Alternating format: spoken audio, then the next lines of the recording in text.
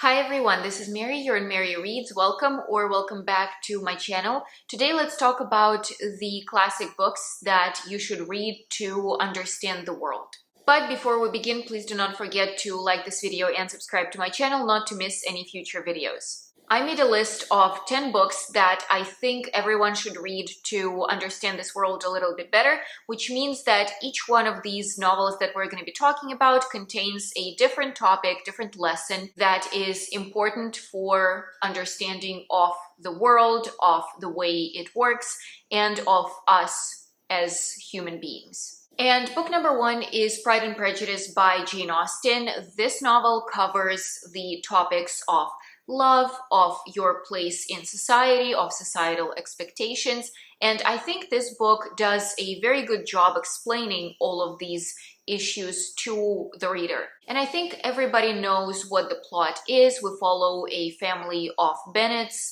They have 5 daughters, and the mom is trying to give each of them away to a good husband. And of course, we have intrigues. Of course, we have certain rules by which a mom is hoping to find a good match to each one of her daughters. And our main character is Elizabeth, who is the second oldest sister, and we're gonna follow her relationship with Mr. Darcy, this very rich gentleman who in the beginning does not like Lizzie, who thinks that she is too loud, too proud, not a lady. So basically he's prejudiced against her, and we're going to follow their relationship and all the obstacles that will be arising. Again, as I said, I think this book is doing a very good job explaining the topics of love, of what society expects from you, the topic of prejudice and how your opinion changes over time about people, how you should not judge people just based on one look. And this is also one of my all-time favorite classics, so would definitely recommend you to read it if you haven't read it yet. Book number 2, 1984 by George Orwell. I feel like this book has to be on the list. It's a must. Just because this novel discusses a topic of freedom in all its branches, like freedom of thought, freedom of love, freedom of press, etc., etc. So this is a must-read for everyone. This book discusses the consequences of totalitarianism, and I think everybody should understand how important their freedom is and how important it is that we make sure this freedom stays with us through generations. I don't want to talk about the plot too much, but basically we're going to be following this country that is ruled by Big Brother. And our main character realizes that he doesn't agree with what's going on. And he's trying to go against the system and what it does to him, what it does to his loved ones, what it does to his everyday life, just what it does to everything he knows, to the way he lives. The book is kind of scary because when I read it the first time, I definitely didn't expect what's going to happen in the end.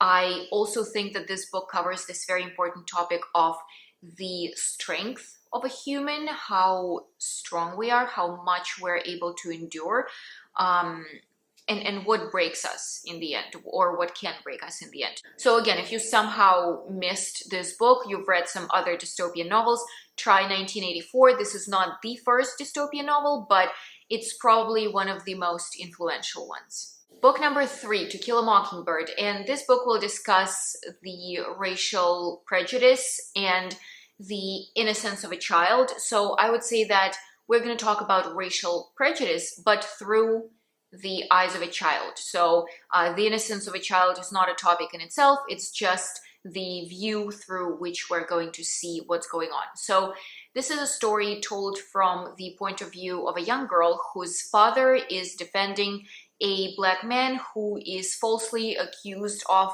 assaulting a white woman. And I believe that this is an important topic, and it doesn't only discuss racial injustice. So you can put any other injustice there. men versus women, or being unjust against a child just because it's a child and you feel like you're stronger. It can be anything. It can be any other race.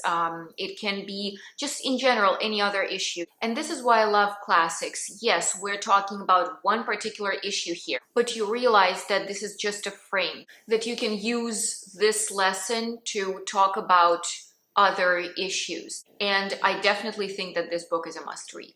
Book number 4, and here I finally have a physical copy, is Jane Eyre by Charlotte Bronte. I have just finished this book, and I was surprised and absolutely astonished by how much I found in it that I didn't find before. And I do want to talk about this in another video. I want to compare this book to another book that positions itself as feministic, because this is really a book about feminism. And that book compared to this book is just a joke.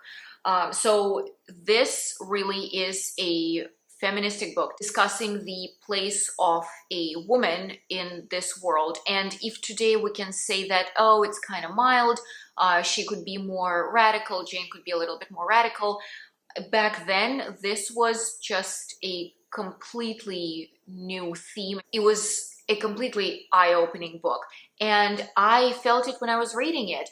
The way Jane approaches certain things, the way she, yes, I love you and I want to be with you, but I'm not going to forget about myself. I'm not going to forget about my dignity. I'm not going to forget about what I believe in. I'm not going to change myself just to suit you, right? And this, I believe, is a picture of real feminism, and I do think that you should read this book. If you want to read something about feminism, please take Jane Eyre. Yes, these modern books that we now have can be good, but based on the book that I've just recently finished that positions itself as feministic, I believe that this is so much better. I really do think that this is a real example of feminism, and it should be read by everyone, not just women, men as well. The next book is Sister Carrie, that I've read a couple of months ago, and I've talked about this book so much on this channel already. I feel like I'm an ambassador of Sister Carrie. So this book is going to discuss the emptiness of materialism, and it will try to answer the question of what actually makes a person rich. Is it money? Is it status? Is it connections? Is it family? Is it love? Like, what is it? And I was absolutely fascinated by this book the first time I read it, because it's so true, it's so honest, it's very dark and cold. Like, every time I read it, I just feel cold. No matter what season it is in a book, I just feel how it chills me, just because of how honest it is. How the author is literally telling us, if you care about this, this is what you're gonna get. Not necessarily, of course, there are exceptions, of course, there are different circumstances, but if you live like that, most likely this is what's going to happen to you. And I absolutely loved this book, will definitely be rereading it. So I think it's important that everyone reads it at least once in their lifetime. And the next book is Frankenstein by Mary Shelley. I adored this book when I read it, and this book is going to teach us what consequences you're going to face if you try playing God. It will show us the importance of taking responsibility for your creations, and I think that this is a very important lesson for our modern world, because I feel like a lot of people with social media and with career growth that just keeps going and going, and with all of these factors that are surrounding us, believe that they are very important, believe that they can play God basically, and they don't understand the consequences. So this is the book that will show you what's actually going to happen if you decide to play God. And I think that this is just a wonderful read. It's also very short, so you can probably read it in like a day or two. It only has 216 pages, so if you haven't read it yet, please consider reading this book next. Book number 7, 100 Years of Solitude. This book will tell you about the cyclical nature of life, how everything repeats itself, how the history repeats itself. And also this book is going to talk to you about the importance of family.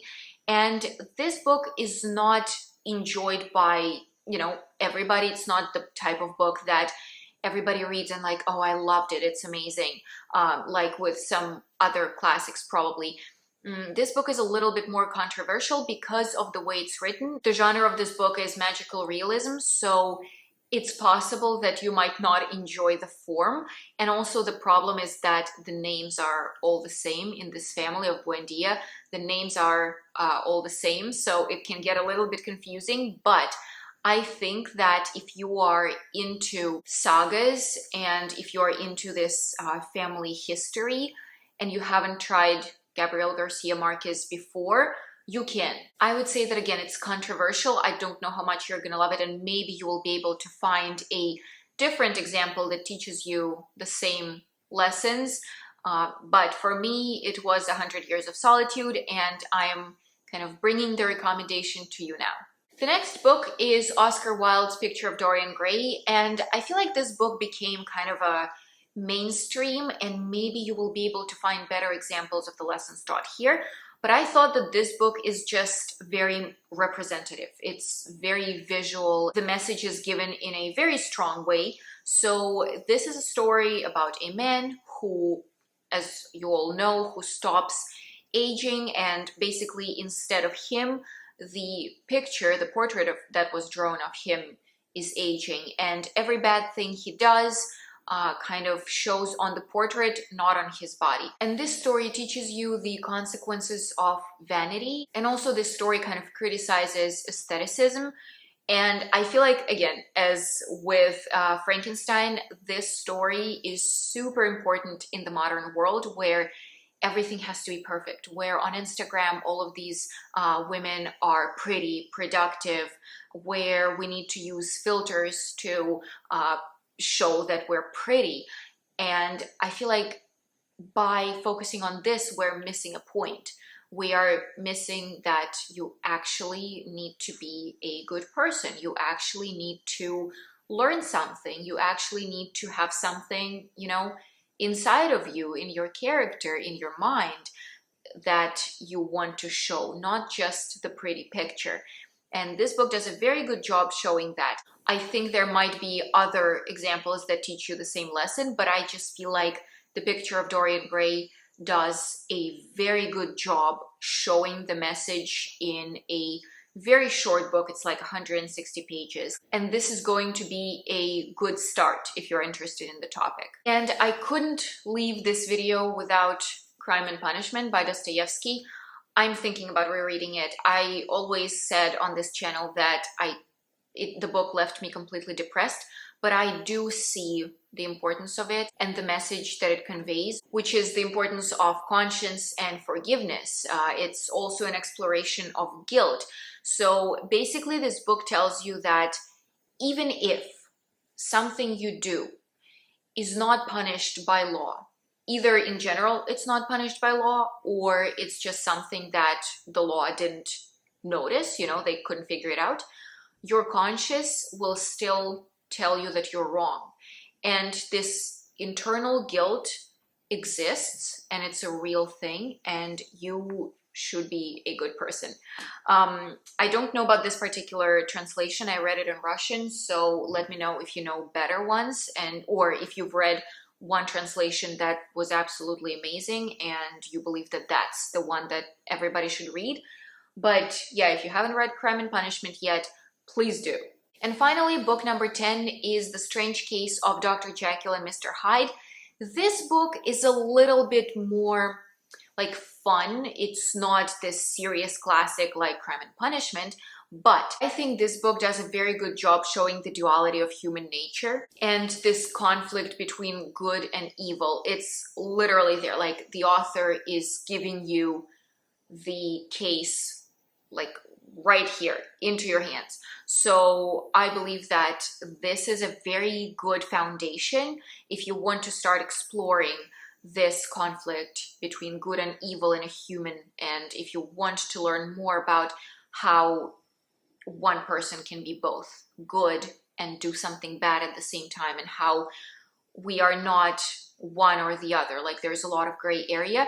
If you want to explore that, this would be a good foundation. I don't think you will be able to understand the whole philosophical concept just from this one short story, but it's a good start. Please let me know if there are any other books you think I should add to this list, if there are any other books that everybody should read to understand the world better.